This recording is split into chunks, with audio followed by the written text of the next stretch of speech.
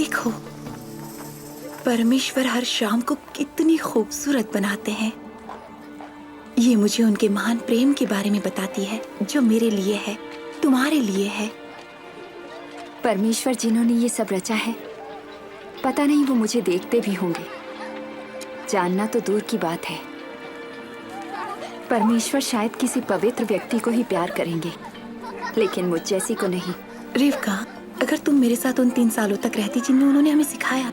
वो गुरु यीशु। सफीरा, क्या हमें उनके बारे में बताओगी? हाँ, हमें अपनी कहानी सुनाओ ना। जरूर सुनाऊंगी। आओ।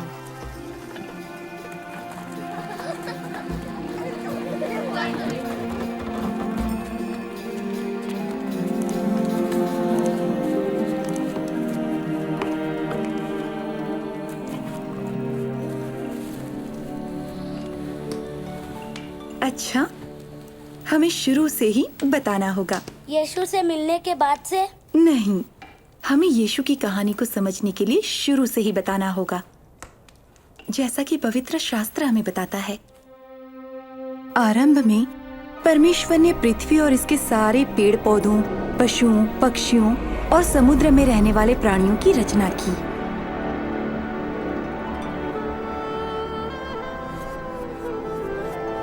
मिट्टी से उन्होंने पहले आदमी को बनाया और उसके नथनों में जीवन का श्वास फूंका। पहला आदमी आदम कहलाया। परमेश्वर ने कहा, आदमी के लिए अकेला रहना अच्छा नहीं, मैं इसके लिए एक योग्य साथी बनाऊंगा।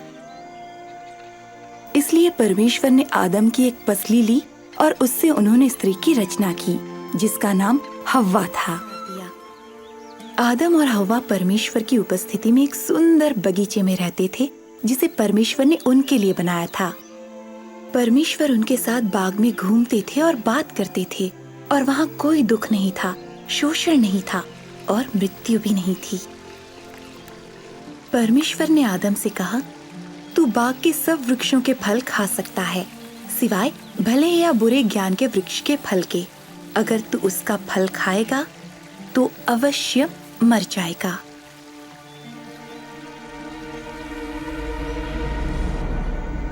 लेकिन एक दिन शैतान ने हव्वा को बहकाया। उसने फल तोड़ा और उसे खाया, और उसका कुछ हिस्सा अपने पति को भी दिया, और उसने भी खाया।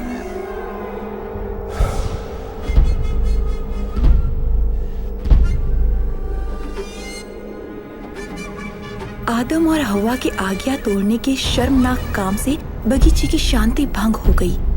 स्त्री पुरुष के बीच का मेल और परमेश्वर और उनके बीच का मेल भी खत्म हो गया। आदमी को एक पीड़ादायक जीवन जीने का श्राप मिला, और स्त्री को संतान उत्पन्न करते समय की पीड़ा सहने का और पति द्वारा शासित होने का श्राप मिला। लेकिन परमेश्वर ने एक वादा भी किया कि एक दिन स्त्री का वंश, उसकी अपनी संतान, सर्प का सिर कुचलेगी।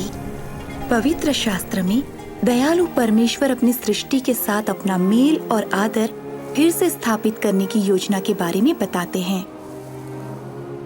उन्होंने अपनी योजना का कुछ हिस्सा अब्राहम पर भी जाहिर किया। अब्राहम ने परमेश्वर पर भरोसा किया और उनका आदर किया, और परमेश्वर ने अब्राहम को आशीष दी और उसके द्वारा सारे राष्ट्रों के लोगों को भी आशीष दी।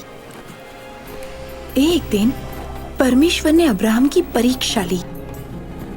उन्होंने अब्राहम से कहा कि अपने बेटे को लेकर उनके लिए बलि चढ़ाए।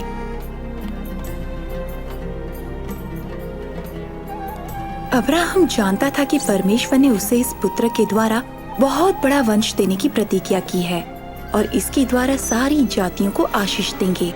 उसने फिर भी विश्वास किया और उनकी आज्ञा मानी। परमेश्वर ने पुकारा, अब्राहम, अब मैं जान गया हूँ कि तू मेरी आज्ञा मानता है। तूने अपने प्रिय पुत्र को भी मेरी खातिर नहीं रख छोड़ा। अब्राहम ने अपने पास एक मेढ़ा देखा, सो अब्राहम ने परमेश्वर के लिए उसे अपने बेटे के बदले बलि चढ़ाया। परमेश्वर ने अब्राहम को उसके पुत्र के बदले जो मेढ़ा दिया था, वो परमेश्वर की आने वाली महान योजना की एक झलक थी। ये योजना थी पाप के श्राप को और मृत्यु को नष्ट करने की और पुरुष और स्त्री का परमेश्वर के साथ मधुर संबंध पुनर्स्थापित करने की।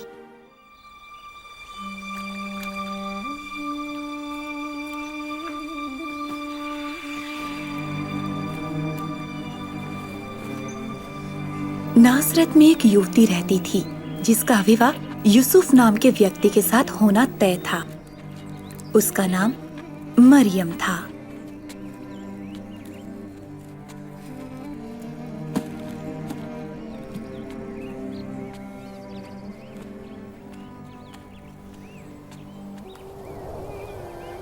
परमेश्वर आपके साथ हैं और उन्होंने आपको बड़ी आशीष दी है। भयभीत ना हो मरियम, परमेश्वर ने आप पर अनुग्रह किया है। आप गर्भवती होंगी और एक पुत्र को जन्म देंगी और आप उसका नाम यीशु रखना। लेकिन मैं तो कुंवारी हूँ, ये कैसे हो सकता है? पवित्र आत्मा आप पर उतरेगा और परमेश्वर की सामर्थ आप पर छाया करेगी। जो बच्चा आपसे उत्पन्न होगा वो महान होगा और परम प्रधान का पुत्र कहलाएगा। और देखें, यहाँ तक कि आपकी कुटुंबिनी एलिशबा के भी बुढ़ापे में पुत्र होने वाला है। ये उनका जो बांझ कहलाती थी 6वां महीना है, क्योंकि परमेश्वर के लिए कुछ भी असंभव नहीं।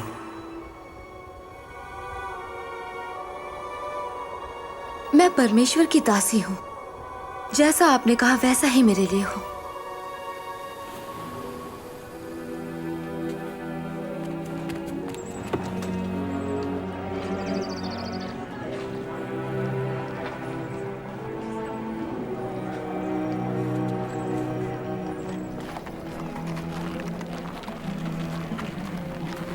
इसलिए मरियम जल्दी से अपनी कुटुंबिनी एलिशिबा से मिलने गई।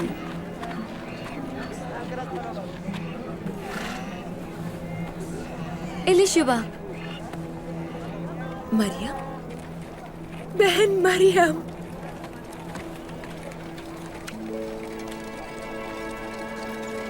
ओह, तो ये सच है। लेकिन तुम सारी स्त्रियों में बहुत ही धन्य हो और तुम्हारे गर्भ का बच्चा भी धन्य होगा। मेरे साथ ये महान बात क्यों हुई कि मेरे प्रभु की माँ मुझसे मिलने मेरे घर आई। जैसे ही मैंने तुम्हारा अभिवादन सुना, मेरे गर्भ का बच्चा खुशी से उछल पड़ा। मेरा हृदय प्रभु की बड़ाई करता है। मेरे प्राण मेरे मुक्तिदाता परमेश्वर के कारण आनंदित है, क्योंकि उन्होंने अपनी दासी को स्मरण किया है। अब से सारे लोग मुझे धन्य कहेंगे।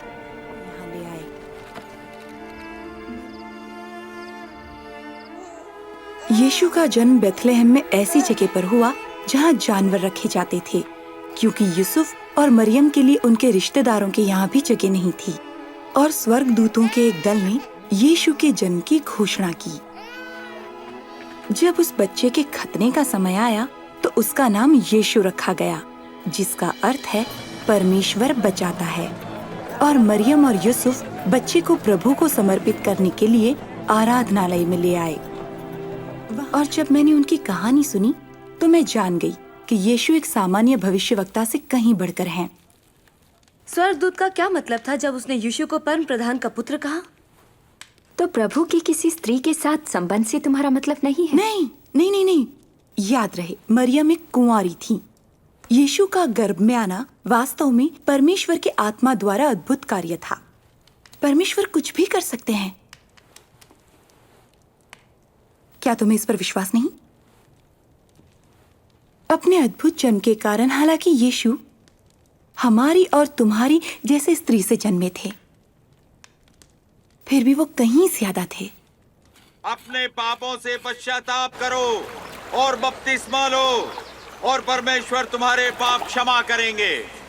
परमेश्वर ने स्वयं ही ये कहा जब एलीशिबा का पुत्र यूहन्ना बपतिस्मा देने वाला लोगों को यरदन नदी में बपतिस्मा दे रहा था। मैं तो तुम्हें पानी से बपतिस्मा देता हूँ, लेकिन जो आ रहे हैं वो मुझसे कहीं अधिक महान हैं। मैं तो इस योग्य भी नहीं कि उनके जूतों के बंधन खोल सकूं। वो तुम्हें पवित्र आत्मा और आग से बपतिस्मा देंगे। उनका सूप उसके हाथ में है, ताकि गेहूं को भूसी से अलग कर अपने रखते में रख सके।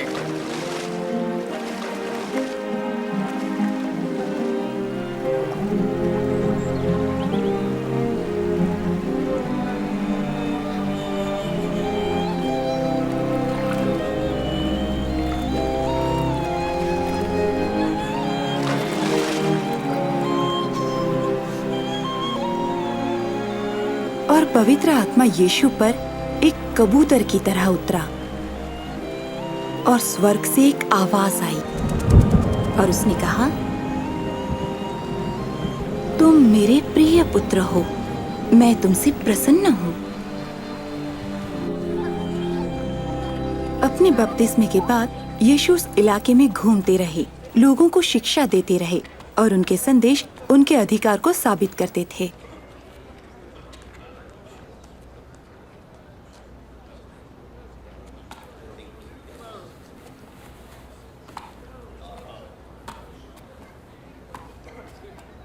क्या ये मरियम का पुत्र नहीं है? हाँ, वही है। चुप रहो।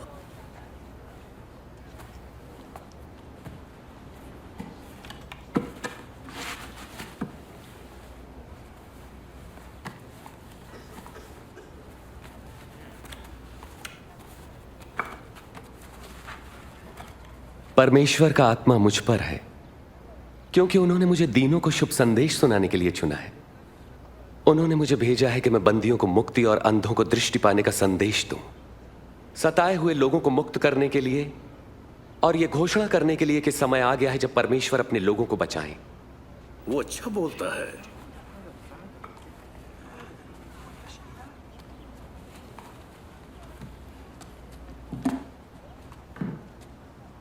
धर्मशास्त्र का ये लेख आज पूरा हुआ, जैसा तुमने अभी सुना। क्या परमेश्वर का वचन सच्चा ठहरा? ये प्रतिज्ञा तो केवल मसीह ही पूरी कर सकते हैं। हम कैसे जानेंगे?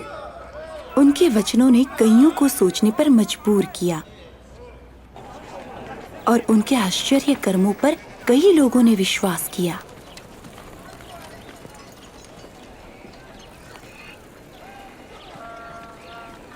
ये वही है।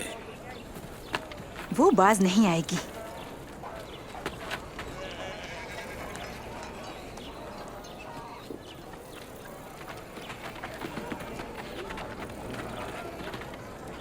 ये कौन है? ये वो गुरु है जो नासरत से आए हैं, यीशु। कैसी हो? ठीक हूँ। वापस जाओ, तुम्हारा यहाँ कोई काम नहीं है।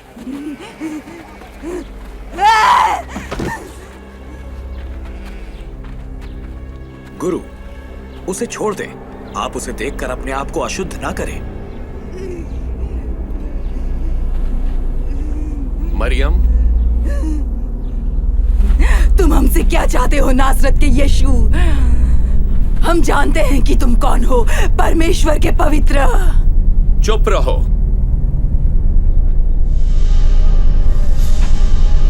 दुष्ट आत्माओं,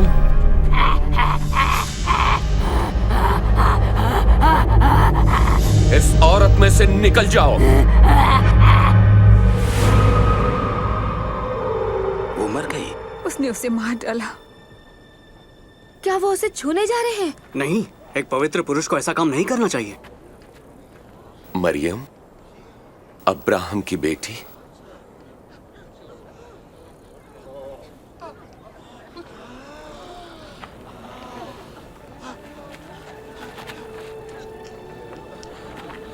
ये बिल्कुल ठीक है। वो जीवित है। आश्चर्य है। कौन है ये मनुष्य? यहाँ तक कि दुष्ट आत्माएं भी इनकी सुनती हैं। ये तो आश्चर्य है। ये तो आश्चर्य है। ये कैसे हो सकता है? धन्यवाद।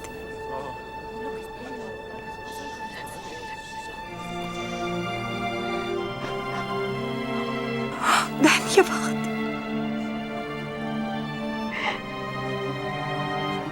धन्यवाद।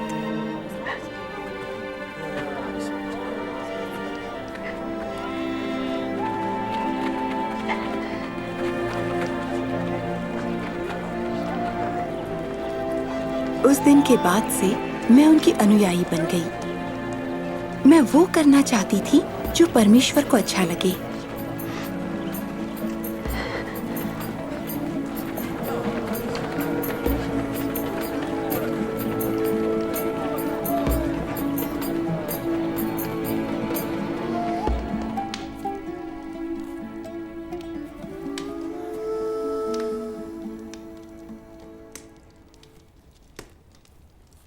सालों तक मैं शर्मिंदगी में रही थी, लेकिन यीशु ने मुझे मेरा सम्मान लौटाया।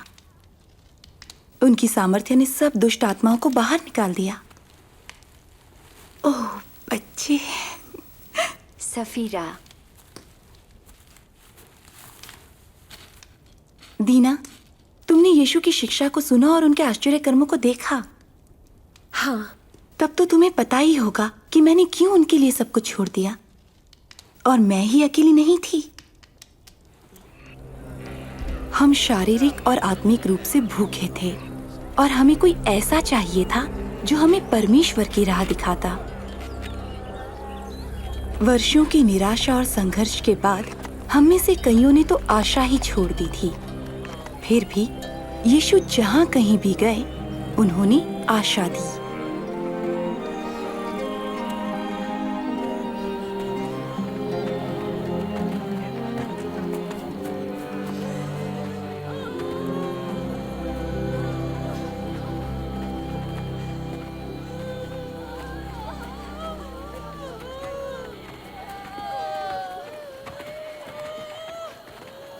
वो कौन है? एक जवान लड़का, एक विधवा का इकलौता बेटा।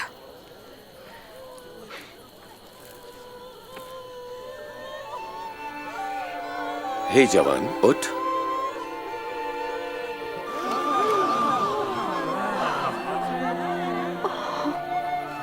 हमारे बीच एक महान भविष्यवक्ता आए हैं। परमेश्वर अपने लोगों को बचाने आए हैं।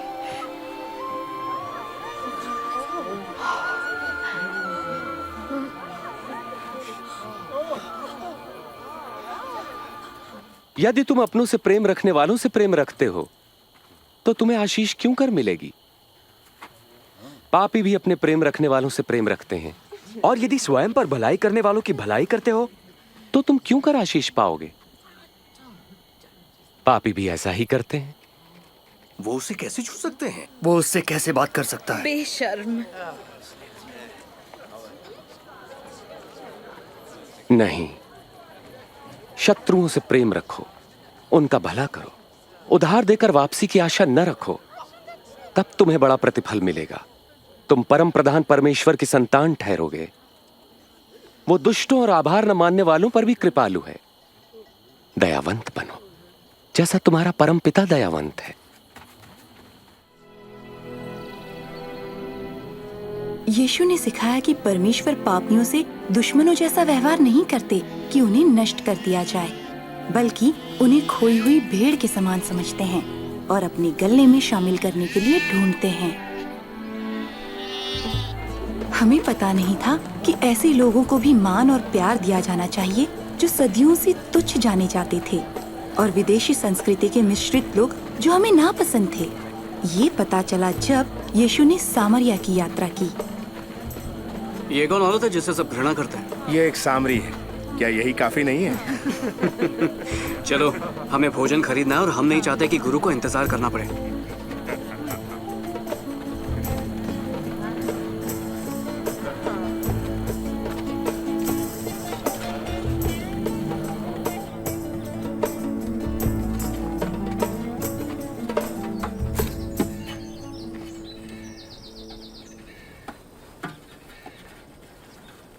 मुझे पानी पिलाओगी?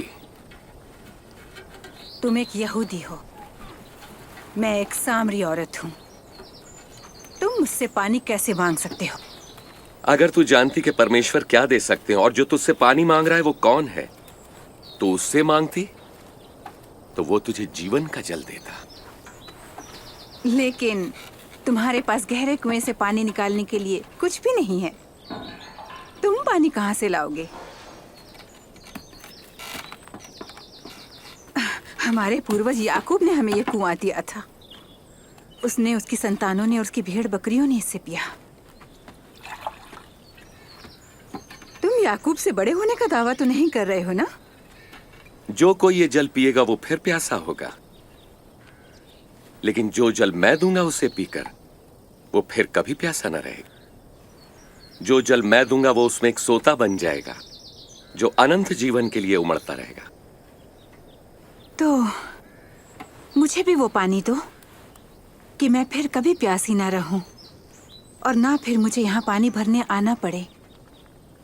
जा अपने पति को बुला ला और जल्दी आ। मेरे पास पति नहीं है। तूने सच ही कहा था कि तेरे पास पति नहीं है। तूने 5 आदमियों से विवाह किया और अब जिसके साथ है वो भी तेरा पति नहीं है। तूने मुझसे सच ही कहा। आप तो भविष्यवक्ता लगते हैं। मेरे सामरी पूर्वज इस पर्वत पर परमेश्वर की उपासना करते थे, पर यहूदी कहते हैं यरूशलेम में हमें परमेश्वर की आराधना करनी चाहिए। मेरा विश्वास कर, वो समय आता है कि तुम परमेश्वर की आराधना न तो इस पर्वत पर करोगे और ना ही यरूशलेम में। तुम सामरी वाकई नहीं जानते कि तुम किसकी आराधना करते हो, लेकिन वो समय आ रहा है, बल्कि आ ही चुका है, जब परमेश्वर के आत्मा के सामर्थ्य से लोग पिता की आराधना आत्मा और सच्चाई से करेंगे, जैसा कि प्रभु चाहते हैं। परमेश्वर आत्मा है और सिर्फ उनके आत्मा के सामर्थ्य से ही लोग उनकी सच्ची आराधना कर सकते हैं। ये है वो औरत। वे उससे क्या बातें कर रहे हैं? क्या वे जानते हैं वो कौन है? मैं जानती हूँ कि मसीह जरूर आएंगे, और जब वो आएंगे तो वो हमें पूरी बात बताएंगे। मैं वही हूं।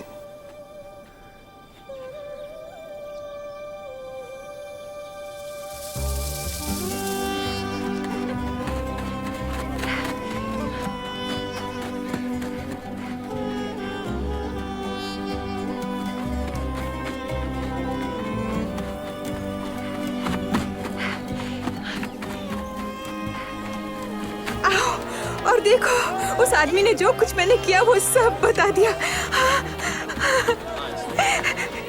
क्या वो मसीह हो सकते हैं? मसीह? प्रतिज्ञा किया हुआ ऐसा नहीं हो सकता। आओ और देखो, आओ। गुरु, कुछ खा लें। मेरे पास जो भोजन है उसके बारे में तुम कुछ नहीं जानते। क्या कोई उनके लिए खाना लाया है? मेरा भोजन ये है कि अपने भेजने वाले की आज्ञा मानूं और जो उन्होंने मुझे काम दिया है उसे पूरा करूं। फसल पक चुकी है और कटने के लिए तैयार है।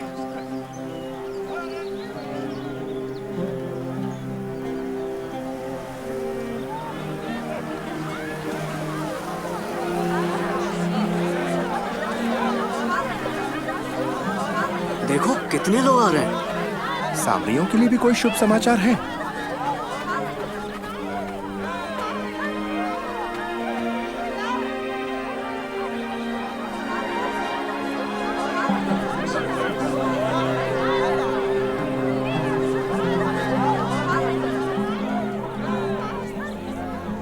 शहर के लोग यीशु के पास आए और उनसे विनती करने लगे कि उनके साथ रहें और उन्हें शिक्षा दें।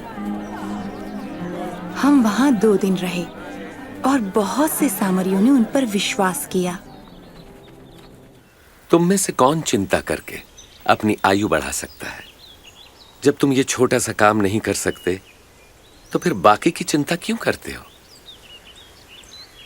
इन फूलों को देखो, ये कैसे बढ़ते हैं। ये किसी तरह का परिश्रम नहीं करते। राजा सुलेमान इनमें एक के समान सुंदर वस्त्र न पहन सका। यदि परमेश्वर मैदान की घास को सजाते हैं जो आज है और कल आग में झोंकी जाएगी, तो निश्चय ही वे तुम्हें भी वस्त्र पहनाएंगे। हे अल्पविश्वासियों, हमारे विश्वास को और बढ़ाएं। यदि तुम्हारा विश्वास राई के दाने के भी बराबर हो तो तुम इस पेड़ से कहो कि जड़ से उखड़कर समुद्र में जा पड़, तो वो तुम्हारा कहा मान लेता।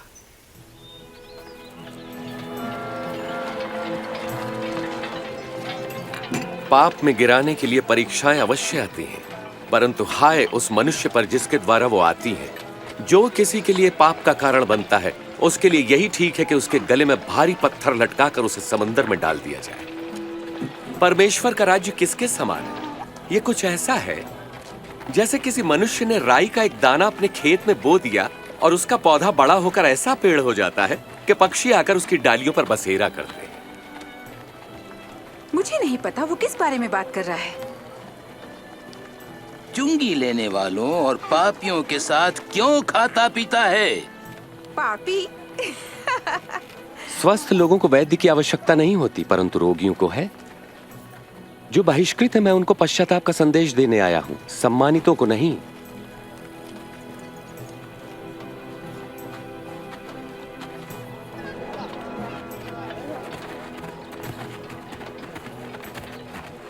अगर मैं उनका कपड़ा ही छू सकूं, तो मैं ठीक हो जाऊंगी।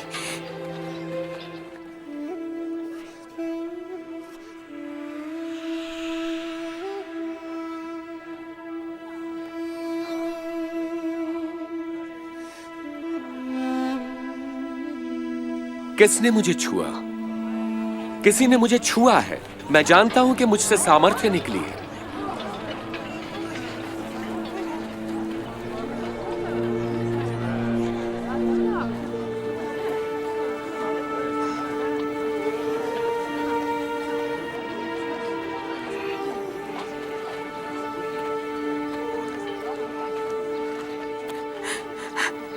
ये मैं हूं जिसने आपको छुआ है।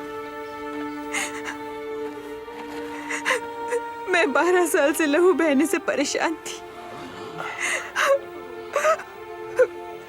अपना सब कुछ वैद्यों पर खर्च कर दिया, पर वो कुछ ना कर सके।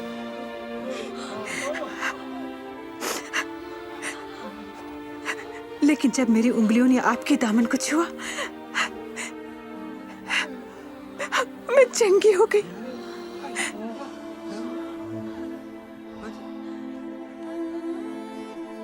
बेटी, तेरे विश्वास ने तुझे चंगा किया है।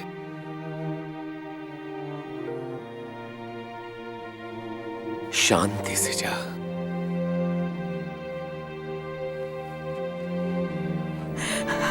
धन्यवाद।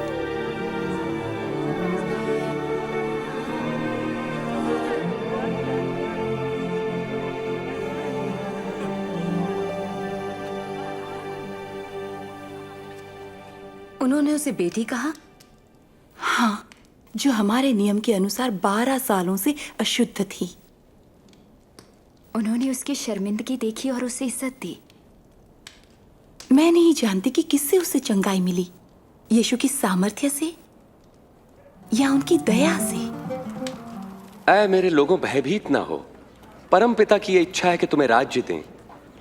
अपना सब कुछ बेचकर पैसा गरीबों को दान कर दो और ऐसे बटुए बनाओ जो फटते नहीं।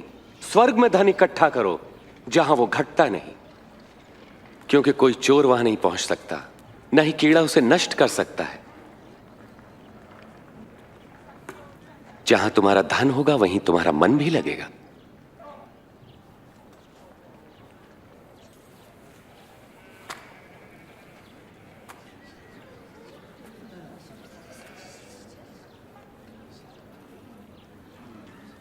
हे नारी, तुम अपनी बीमारी से मुक्त हुई।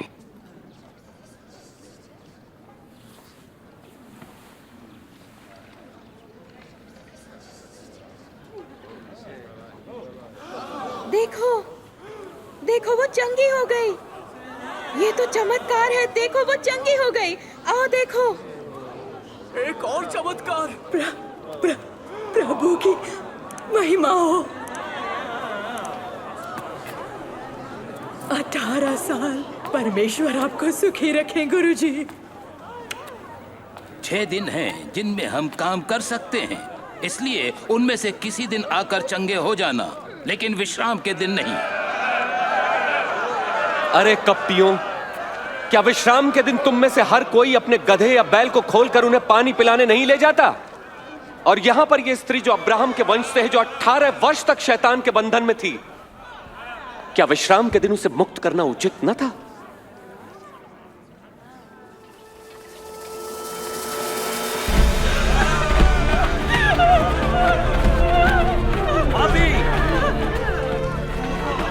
व्यभिचारी, व्यभिचारी, वैश्या। गुरु, ये औरत व्यभिचार करते हुए रंगे हाथ पकड़ी गई है। हमारे नियम में मूसा ने आज्ञा दी है, ऐसी औरत को पथरवाह करके मार डालना चाहिए। पथरवाह करो, पत्थरवाह करो। आप क्या कहते हैं?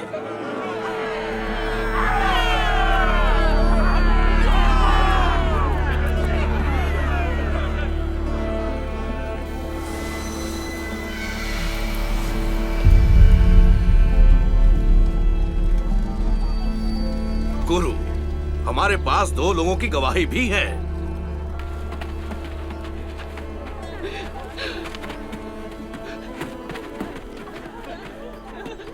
हम इस औरत के साथ क्या करें?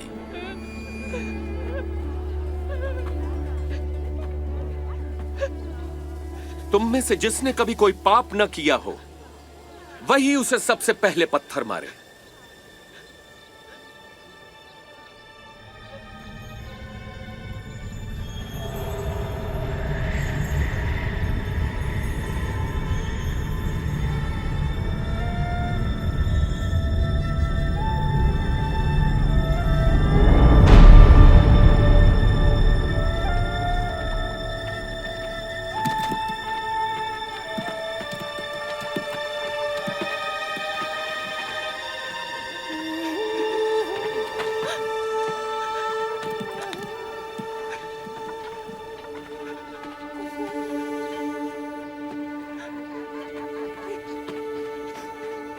हे औरत, वो कहां गए? क्या तुझे दंड देने के लिए कोई नहीं रुका? यहाँ कोई नहीं।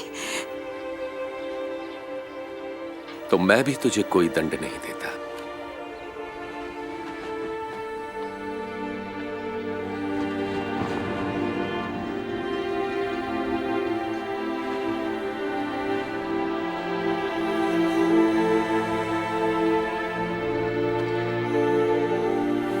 जा, और अब फिर कभी पाप मत करना।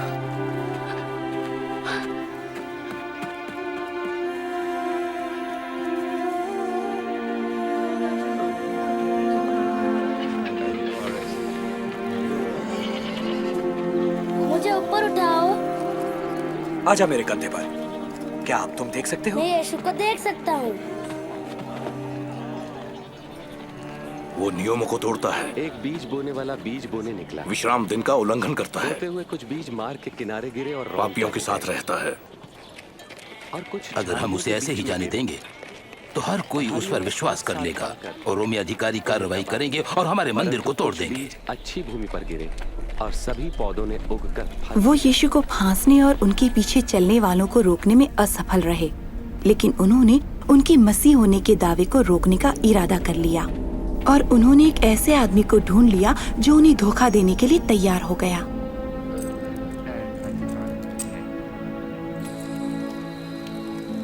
यीशु अक्सर अपने शिष्यों के साथ जैतून पर्वत पर प्रार्थना के लिए जाते थे।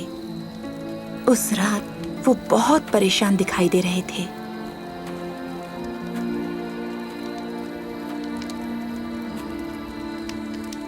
तुम क्यों सो रहे हो? उठो और प्रार्थना करो कि तुम परीक्षा में न पड़ो।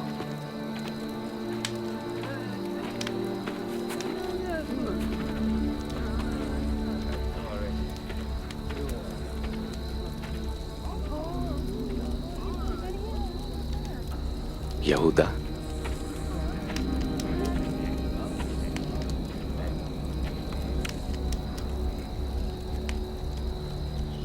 क्या तुम चुंबन लेकर मुझे पकड़वा रहे हो?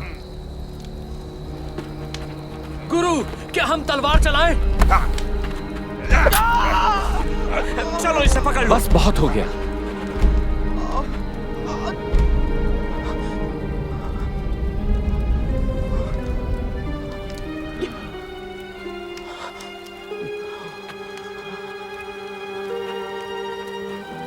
मुझे डाकू समझकर तुम तलवारें और लाठियां लेकर आए हो। मैं मंदिर में हर दिन तुम्हारे साथ था, तब तुमने मुझे नहीं पकड़ा। ये तुम्हारे सक्रिय होने की घड़ी है, जबकि अंधकार का साम्राज्य है।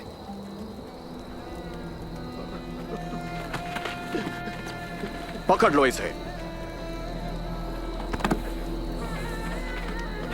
उनके ही साथी ने उन्हें धोखा दिया, उनके अपने ही एक शिष्य ने, जिसे हम सब जानते थे और भरोसा करते थे। इस पे निगरानी रखो।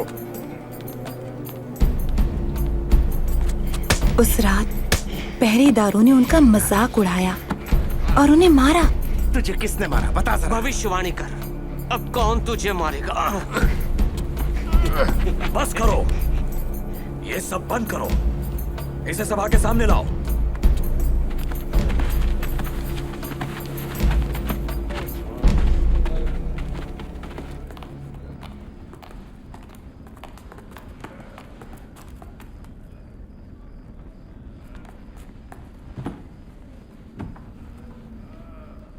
ये बता हमें, क्या तू सचमुच मसीह है?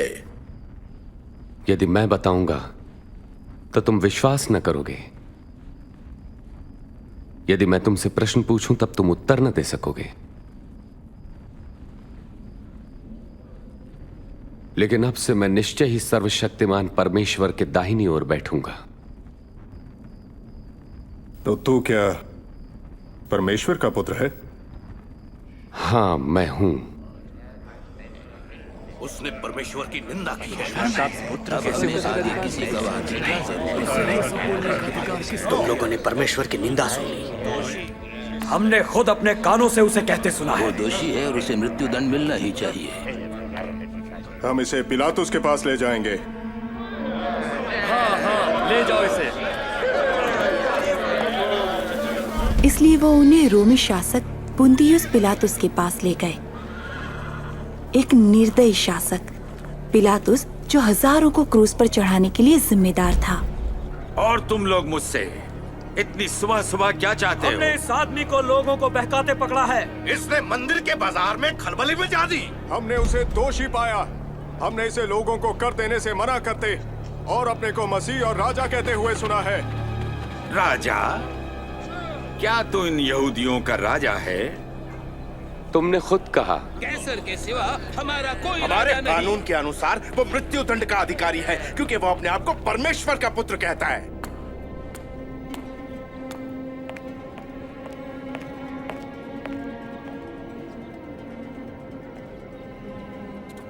इस आदमी ने मृत्यु के दंड के योग्य कुछ नहीं किया।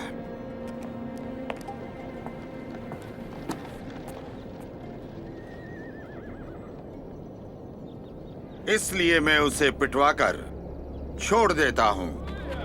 अगर तुम उसे छोड़ते हो तो तुम कैसर से गद्दारी करोगे।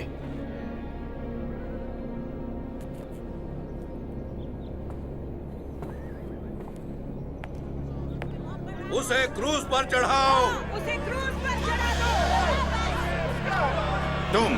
तुम उसे कोड़े मारो। जो कोई अपने आप को राजा कहता है वो कैसर से बगावत करता है। तुम किसका इंतजार कर रहे हो पिलातुस? ले जाओ इसे, मार डालो, क्रूस पर चढ़ा दो। उन्होंने कुछ भी गलत काम नहीं किया।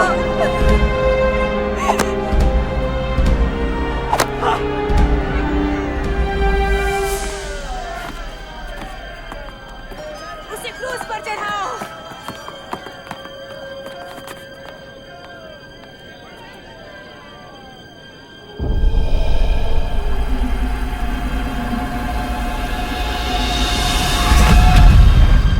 क्रूस पर चढ़ाओ। क्रूस पर चढ़ाओ।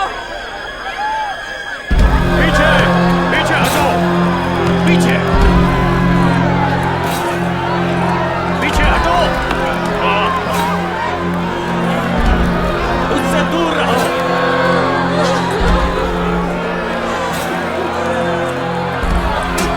पीछे हटो। पीछे पीछे हटो। तुम पीछे हटो। रास्ता दो। अलग हटो। तुम रास्ते से अलग हो। चलो जब मैं कहता हूं। उठो।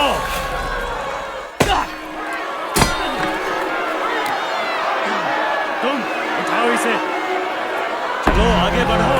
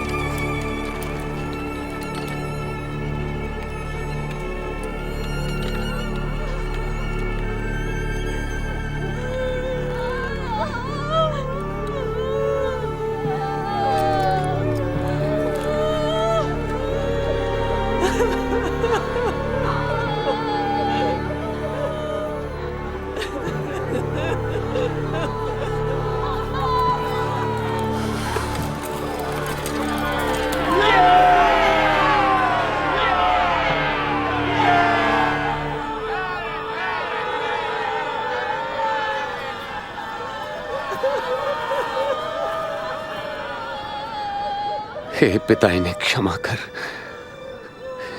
ये नहीं जानते कि क्या करते हैं। क्या तू मसीह नहीं? तो फिर अपने आप को और हमें बचा ले। क्या तुम परमेश्वर से भी नहीं डरते? उनको वही सजा मिल रही है जो हमें मिली, पर उनका तो कोई अपराध नहीं है। मुझे याद रखना यीशु जी, जब आप अपने राज्य में आएंगे। मैं वचन देता हूं कि तुम आज ही स्वर्ग में होगे मेरे साथ।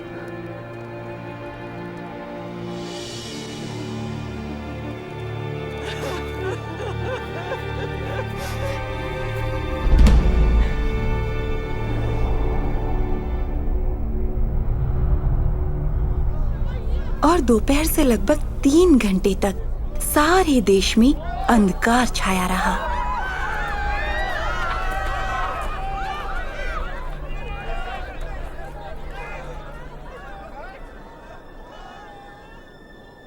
हे पिता, आपके हाथों में मैं अपनी आत्मा सौंपता हूं।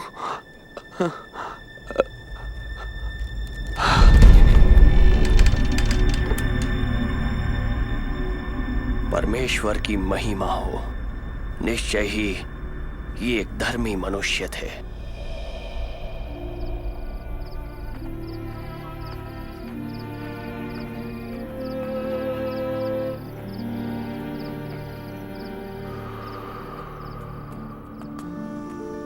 धार्मिक सभा के एक सदस्य अमृतया के यूसुफ ने, जो इस कार्य से सहमत नहीं था, जाकर पिलातुस से अनुमति ली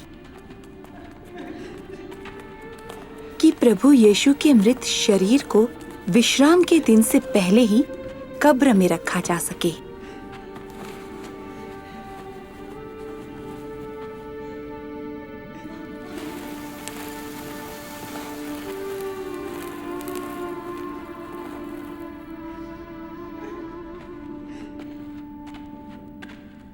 हमें क्षमा करें, हम अपने प्रभु की देह के पीछे पीछे आ गईं। सभी आ सकते हैं, लेकिन चलो, विश्राम दिन शुरू होने वाला है।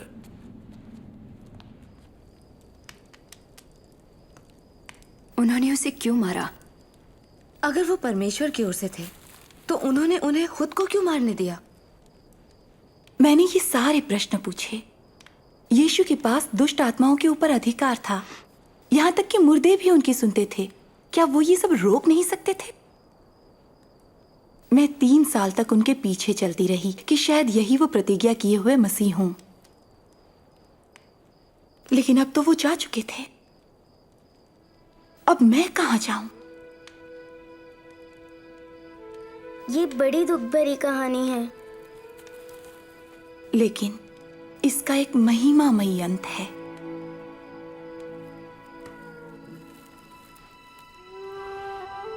रविवार की सुबह यीशु को क्रूस पर चढ़ाने के बाद ये 3रा दिन था जब हम सुगंधित द्रव्य तैयार करके कब्र पर गए, उनकी देह पर लगाने के लिए।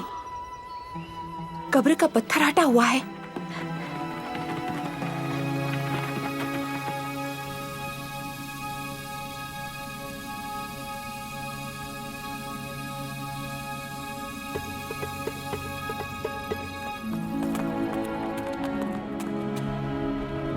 पतरस, याकूब, यूहन्ना, सुनो। वो पत्थर लुढ़का हुआ था। हम अंदर गए, लेकिन हमारे प्रभु जा चुके थे। वो प्रभु को कब्र से निकाल कर ले गए हैं और पता नहीं कहाँ रख दिया है। क्या हमारे प्रभु का शरीर ले गए? जाओ और अपनी आंखों से देखो।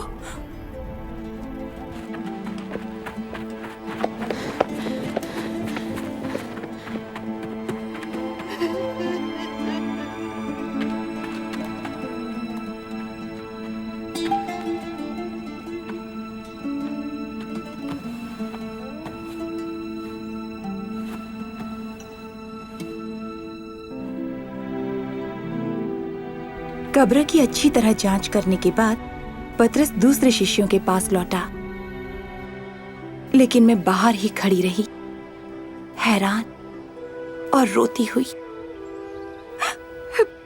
उन्हें जरूर सिपाहियों ने चुरा लिया है या फरीसियों ने। उन्होंने हमारी सारी आशा खत्म कर दी। कम से कम वो हमारे लिए उनका शरीर ही छोड़ देते।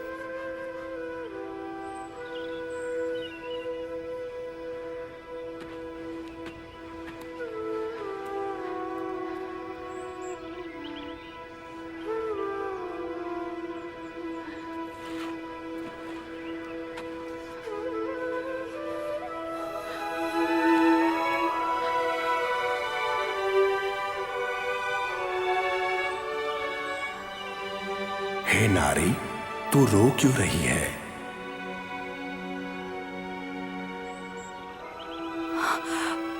वो मेरे प्रभु को ले गए हैं। मैं नहीं जानती उन्हें कहाँ रखा है। हे नारी, तू क्यों रो रही है? किसको ढूंढ रही है तू? देख, अगर तूने उन्हें उठा लिया है तो मुझसे कह दे कि उन्हें कहाँ रखा है और मैं उन्हें ले जाऊंगी। मरियम। गुरु, मुझे मत छू, क्योंकि मैं अब तक पिता के पास ऊपर नहीं गया। आप जीवित हैं प्रभु। जा और ये खबर मेरे भाइयों को सुना। आप हमें नहीं भूले। परमेश्वर ने हमें नहीं छोड़ा। उन्हें बताओ, मैंने प्रभु को देखा है। मैंने मसीह को देखा है। क्या वो जीवित हो गए हैं? हाँ। कैसे? मृत्यु उन पर विजय न पा सकी, तो फिर उन्हें मरना क्यों पड़ा? मृत्यु पर विजय पाने के लिए। ओह, मैं उन्हें उस दिन न समझ सकी, लेकिन उसके बाद यीशु हमें कई बार दिखाई दिए और उन्होंने हमें शिक्षा भी दी। यीशु के आने से हजारों साल पहले भविष्यवक्ताओं ने शास्त्रों में प्रतिज्ञा किए हुए मसीह के बारे में ये भविष्यवाणी की थी कि वो दुख उठाएगा। यशायाह ने लिखा, वो हमारे ही अपराधों के कारण घायल किया गया, वो हमारे ही अधर्म के कामों के हेतु कुचला गया, हमारी ही शांति के लिए उस पर ताड़ना पड़ी कि उसके कोड़े खाने से हम चंगे हो जाएं। मूसा भविष्यवक्ता ने लिखा, जो लटकाया जाता है वो परमेश्वर द्वारा श्रापित है। जब यीशु क्रूस पर मरे तो उन्होंने हमारे श्राप को अपने ऊपर ले लिया, मेरा श्राप, पाप और मृत्यु का। उनके त्याग और पुनरुत्थान ने हमें बुराई के बंधन से मुक्त किया, हमें अंधकार की शक्ति से बचाया और हमें डर और शर्मिंदगी के जीवन से आजाद किया।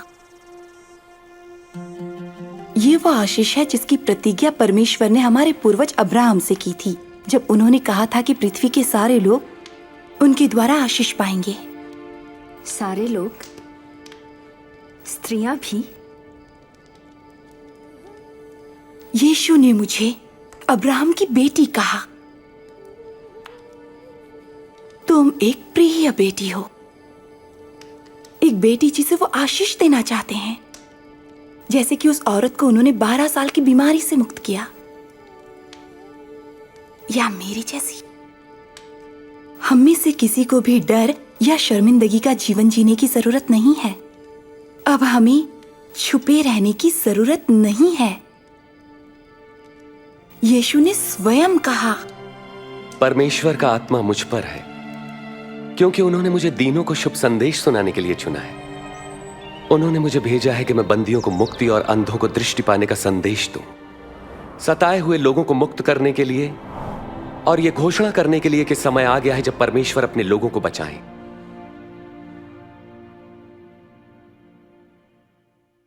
यीशु ने लोगों को छुआ, बीमार महिलाओं को भी जो अशुद्ध समझी जाती थीं, और उन्हें चंगा किया। उन्होंने बच्चों, आदमियों, औरतों, अमीरों गरीबों, धर्मी और पापियों को शिक्षा दी, उनका सम्मान उन्हें लौटाया और अपने महान प्रेम को प्रकट किया। उन्होंने लोगों को चंगाई दी, दुष्ट आत्माओं को निकाला, स्त्री पुरुषों और बच्चों को शैतान के बंधन से आजाद किया। इस प्रकार उन्होंने अपना अधिकार दुष्ट और हर प्रकार की आत्मा पर प्रकट किया। यीशु बेटे बेटियों को मृतकों में से वापस ले आए। उन्होंने अपनी सामर्थ्य मृत्यु पर भी प्रकट की। और हालांकि शैतान और दुष्ट आत्माओं ने समझा कि उन्होंने यीशु को क्रूस पर चढ़ाकर विजय हासिल कर ली, लेकिन यीशु मृतकों में से जी उठे, शैतान और मृत्यु पर विजय प्राप्त करते हुए। तो क्या वो मसीह थे? केवल प्रतिज्ञा के मसीह ही ये सब काम कर सकते थे जो यीशु ने किए। और केवल यीशु जैसे कोई दयावंत, सामर्थ्यवान और विश्वसनीय ही हमारे विश्वास और भक्ति के योग्य हैं। जब परमेश्वर ने संसार बनाया तो उन्होंने स्त्री पुरुष को अपनी उपस्थिति में रहने के लिए और अपने आनंद को अनुभव करने के लिए बनाया।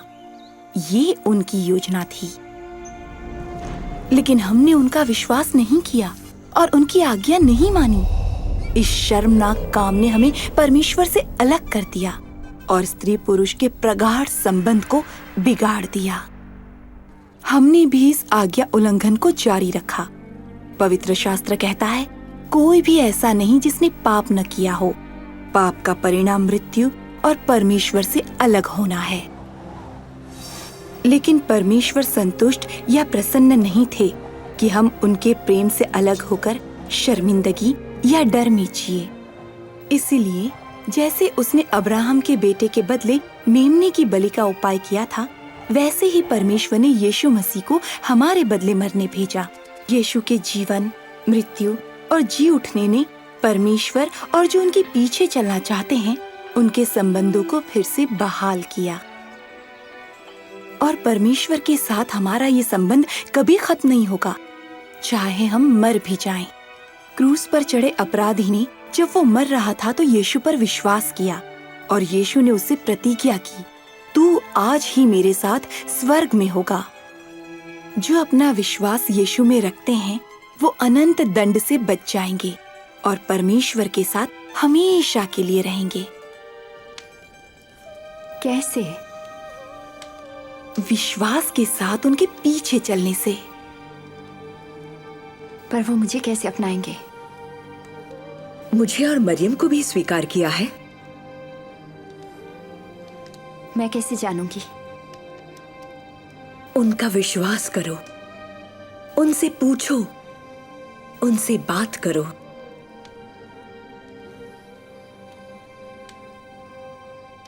परमेश्वर हमारे स्वर्गीय पिता, आप पवित्र और धर्मी हैं।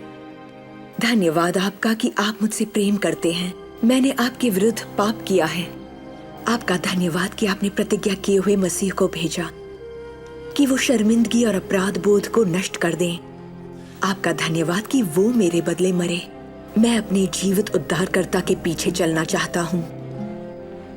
धन्यवाद कि आपने मुझे क्षमा किया और मुझे अपना लिया।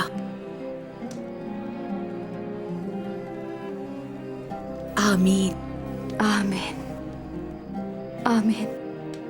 आपका धन्यवाद, धन्यवाद आपका।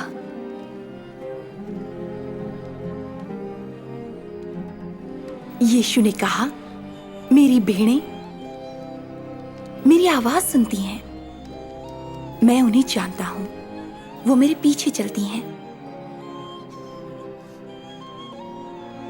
वो तुम्हें जानते हैं रिबका, और वो तुमसे प्रेम करते हैं। ये एक अनंत संबंध का आरंभ है जो बढ़ता है जैसे जैसे हम उन्हें जानते हैं और उन पर विश्वास करते हैं। हम उनके वचन पर विश्वास करने से बढ़ते हैं। विश्वास द्वारा प्रार्थना करने से, जो उन पर विश्वास करते हैं उनके साथ रहने से, और हम उनके बारे में दूसरों को बताते हैं यीशु की बात को याद करते हुए। परमेश्वर तुम्हारी रक्षा करें और आशीष दें। स्वर्ग और पृथ्वी का सारा अधिकार मुझे दिया गया है। इसलिए जाकर सब जातियों के लोगों को शिष्य बनाओ और उन्हें पिता, पुत्र और पवित्र आत्मा के नाम से बपतिस्मा दो और उन्हें सब बातें जो मैंने तुम्हें आज्ञा दी हैं मानना सिखाओ। और देखो, मैं जगत के अंत तक सदैव तुम्हारे साथ हूं। आमीन।